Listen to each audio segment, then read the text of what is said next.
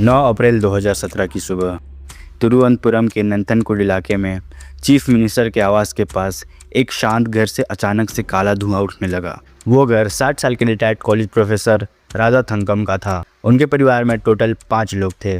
58 साल की उनकी पत्नी डॉक्टर जीन पद्मा, जो कि एक वेल नोन मेडिकल प्रोफेशनल थी। 26 साल की उनकी बेटी कैरोलिन, 29 साल का उनका बेटा कैडल जिनसेन राजा और 70 साल की ललिता, जो कि जीन पद्मा की रिश्तेदार थी। घर से बहुत ज़्यादा काला धुआं निकलते देख लोग जब उस घर की तरफ दौड़े तो किसी ने फायर ब्रिगेड को भी बुला लिया। जैसे ही वो लोग घर के अंदर जाते हैं और इधर उधर देखते हैं, जब वो ऊपर वाले कमरे में जाते हैं और जैसे ही बाथरूम का दरवाज़ा खोला, अंदर देखा, आज भी वहाँ के लोग वो भूल नहीं पाए होंगे। उस घर में 4 लोगों की लाश पड़ी हुई थी, जो कि खून से सनी हुई, कटी फटी हुई और जली हुई थी। उन चारों को बहुत बेरहमी से मारा गया था। Welcome to Navizi. My name is Ashish and this is the case of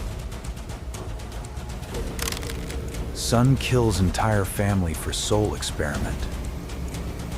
professor Radha Thankam का घर ग्रेस गार्डन के नाम से जाना जाता था।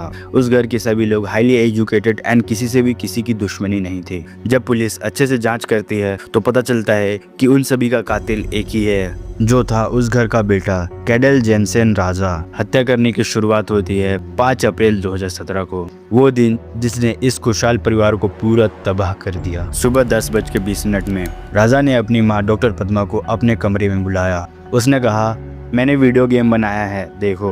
राजा इंजीनियरिंग कर रहा था। इसके बाद उसने पढ़ाई छोड़कर गेम वगैरह बनाता था। इसलिए जब उसकी माँ उसके कमरे में जाती है तो वो पीछे से आके उस पर हमला कर देता है। वो कुल्हाड़ी से उसके पीठ में एक जोरदार वार करता है, जिससे उसकी माँ नीचे गिर जाती है। तुरंत उसकी माँ की मौत हो जाती है। इसके बाद अब बारी थी उसके पिता की। फिर 2:45 पर प्रोफेसर राधा थंकम भी घर आते हैं। कैडल उन्हें भी वीडियो गेम का बहाना करके ऊपर वाले कमरे में बुलाता है। जैसे भी ऊपर वाले कमरे में आते हैं, अपनी पत्नी को नीचे देखे हुए घबरा जाते हैं। जैसे ही वो कुछ रिएक्ट कर पाते हैं, कैडल उनके ऊपर भी एक जोरदार हमला कर देता है। उनकी भी वहीं तुरंत मौत हो जाती है। माँ बाप को मारने के बाद अब बारी थी बहन की।